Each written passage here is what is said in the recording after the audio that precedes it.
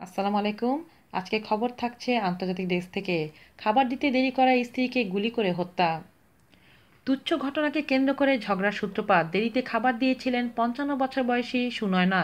তাতে রেগে যান স্বামী অশোক কুমার। স্ত্রীর মাথায় পিস্তল ঠেকিয়ে গুলি করেন ওই ষাটার্ধ। দিল্লির মানসরোভার পার্ক এলাকায় শনিবার রাতে এই ঘটনা ঘটেছে। গুলিবিদ্ধ অবস্থায় সুনয়নাকে স্থানীয় হাসপাতালে নেওয়া হলে কর্তব্যরত চিকিৎসক তাকে মৃত ঘোষণা করেন। তাদের সন্তান রিঙ্কু জানান, শনিবার রাত 12:15 নাগাদ মদ্যপ অবস্থায় বাড়িতে আসেন অশোক। মাতলামির পাশাপাশি তড়িঘড়ি খাবার পরিবেশনের জন্য সুনয়নাকে তাগাদা দিতে থাকেন তিনি। খাবার দিতে সুনয়নার দেরি হওয়ায় রেগে যান অশোক। গালাগালির এক পর্যায়ে সুনয়নার মাথায় পিস্তল ঠেকিয়ে গুলি করেন তিনি।